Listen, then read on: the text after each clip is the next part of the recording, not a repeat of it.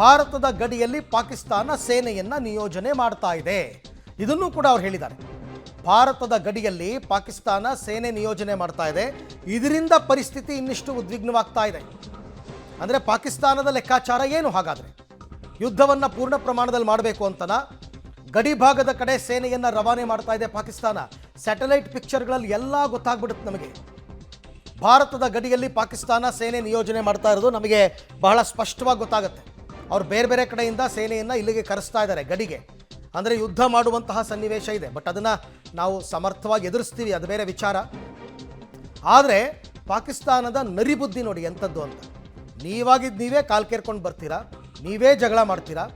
ಕ್ಷಿಪಣಿ ಮತ್ತು ಡ್ರೋನ್ ದಾಳಿ ವೈಫಲ್ಯ ಬಳಿಕ ಸೇನೆಯನ್ನು ಸಜ್ಜುಗೊಳಿಸ್ತಾ ಇದೆ ಪಾಕ್ ಅಂತ. ಅವರು ಮೊದಲು ಡ್ರೋನ್ ಅಟ್ಯಾಕ್ ಮಾಡಿದ್ರು, ವೇಸ್ಟ್ ಆಯಿತು. ಕ್ಷಿಪಣಿ ಮಾಡಿದ್ರು, ವೇಸ್ಟ್ ಆಯಿತು. ಈಗ ಸೇನೆಯನ್ನು ನಿಯೋಜನೆ ಮಾಡ್ತಾ ಇದ್ದಾರೆ. ನಾವು ಯುದ್ಧಕ್ಕೆ ಸಿದ್ಧರಾಗಿದ್ದೇವೆ ಅಂತ ಪಾಕ್ ಸೇನಾ ವಕ್ತಾರ ಹೇಳಿದ್ದಾರೆ. ಭಾರತದ ಗಡಿಯಲ್ಲಿ ಪಾಕಿಸ್ತಾನ ಸೇನೆಯನ್ನು ನಿಯೋಜನೆ ಮಾಡ್ತಾ ಇರೋದು ಮೊದಲೇ ಅವರು ಅನೌನ್ಸ್ ಮಾಡಿದ್ರು, ನಾವು ಭಾರತದ ವಿರುದ್ಧ ಯುದ್ಧಕ್ಕೆ ಸಿದ್ಧರಾಗಿದ್ದೀವಿ ಅಂತಂದ್ಬಿಟ್ಟು. ಈ ಬಗ್ಗೆ ಕೂಡ ಮತ್ತಷ್ಟು ಮಾಹಿತಿ ನನ್ನ ಕೊಲೀಗ್ ಪವಿತ್ರ ಅವರಿಂದ ಪಡ್ಕೊಳ್ಳೋಣ. ಪವಿತ್ರ, ಇದು ಕೇವಲ ಡ್ರೋನ್ ಮತ್ತು ಕ್ಷಿಪಣಿಗಳ ನಡುವಿನ ಯುದ್ಧ ಅಲ್ಲ.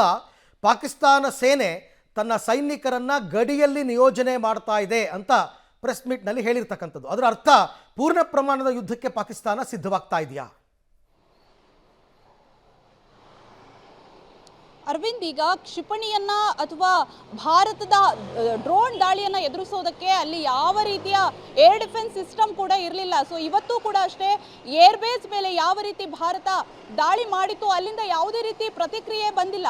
ಸೊ ನಿನ್ನೆ ಅಲ್ಲಿನ ಡಿಫೆನ್ಸ್ ಮಿನಿಸ್ಟರ್ ಹೇಳ್ತಾ ಇದ್ರು, ನಾವು ಪ್ರತಿದಾಳಿ ಮಾಡಲ್ಲ, ಯಾಕಂದ್ರೆ ಭಾರತ ಕ್ಷಿಪಣಿಯನ್ನ ಅಥವಾ ಡ್ರೋನ್ ಅನ್ನ ಬಿಟ್ಟಾಗ ನಾವು ಪ್ರತಿದಾಳಿ ಮಾಡಲ್ಲ, ಯಾಕಂದ್ರೆ ನಮ್ಮ ಶಸ್ತ್ರಾಸ್ತ್ರಗಾರ ಅಥವಾ ರಕ್ಷಣಾ ವ್ಯವಸ್ಥೆಯ ಮಾಹಿತಿಯನ್ನ ಭಾರತ ಕದ್ದು ಮಾಹಿತಿಯನ್ನು ಸಂಗ್ರಹ ಮಾಡುತ್ತೆ ಅನ್ನುವಂತಹ ಹಾಸ್ಯಾಸ್ಪದ ಹೇಳಿಕೆಯನ್ನು ಕೊಟ್ಟಿದ್ರು.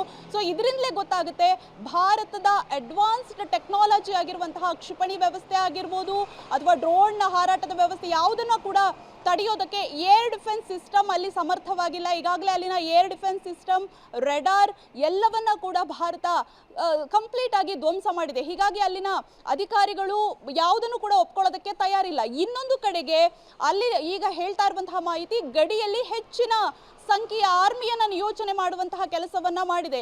ಈಗ ಪಾಕಿಸ್ತಾನ ಯಾವ ರೀತಿ ಪ್ರವೋಕ್ ಮಾಡ್ತಾ ಇದೆ ಅಂದ್ರೆ, ಭಾರತ ಸ್ಪಷ್ಟ ಸಂದೇಶವನ್ನ ಕೊಟ್ಟಿದೆ, ನಾವು ಕ್ರಿಯೆಗೆ ತಕ್ಕ ಪ್ರತಿಕ್ರಿಯೆಯನ್ನ ಮಾತ್ರ ಕೊಡ್ತಾ ಇದ್ದೀವಿ, ನಾವು ಯಾವುದೇ ರೀತಿಯಲ್ಲಿ ಕಾಲ್ ಕೆರ್ಕೊಂಡು ಜಗಳಕ್ಕಾಗ್ಲಿ ಹೋಗೋದಿಲ್ಲ. ಆರಂಭಿಕ ಹಂತದಲ್ಲೂ ಕೂಡ ಅದನ್ನೇ ಹೇಳ್ಕೊಂಡು ಬಂತು.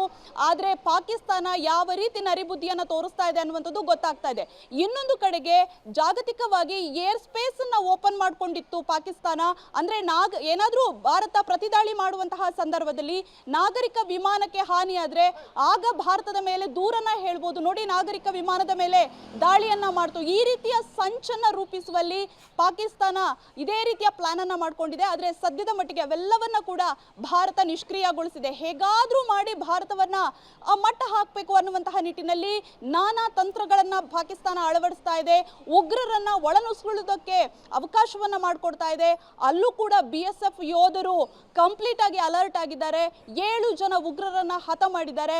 ಇನ್ನೊಂದು ಕಡೆಯಿಂದ ರೇಂಜರ್ಸ್ಗಳನ್ನ ಕೂಡ ಓಡಿಸುವಂತಹ ಪ್ರಯತ್ನವನ್ನು ಕೂಡ BSF ಯೋಧರು ಮಾಡ್ತಾ ಇದ್ದಾರೆ. ಸೊ ಎಲ್ಲದಕ್ಕೂ ಕೂಡ ಭಾರತ ಸನ್ನದ್ಧವಾಗಿ ನಿಂತಿದೆ. ಪಾಕಿಸ್ತಾನ ಪದೇ ಪದೇ ಖ್ಯಾತಿ ತೆಗೆಯುವಂತಹ ವಿಚಾರದಲ್ಲಿ ಅದನ್ನ ತಣ್ಣಗಾಗಿಸುವಕ್ಕೆ ಭಾರತ ತನ್ನ ಪ್ರಬಲವಾಗಿರುವಂತಹ ಪ್ರತಿರೋಧವನ್ನ ಒಡ್ತಾನೆ ಬರ್ತಾ ಇದೆ. ಅರವಿಂದ್, ರೈಟ್, ಹಾಗೆ ಸಂಪರ್ಕದಲ್ಲಿರಿ ಪವಿತ್ರ. ನಾನು ಮತ್ತೆ ನಿಮ್ಮ ಜೊತೆನಲ್ಲಿ ಮಾತನಾಡ್ತೀನಿ. ನೀವು ದೃಶ್ಯಗಳನ್ನ ನೋಡ್ತಾ ಇದ್ದೀರಲ್ಲ ಸ್ಕ್ರೀನ್ ಮೇಲೆ, ಇದನ್ನು ಸ್ವತಃ ಅವರೇ ಪ್ರೆಸ್ ಮೀಟ್ನಲ್ಲಿ ರಿಲೀಸ್ ಮಾಡಿರ್ತಕ್ಕಂಥದ್ದು.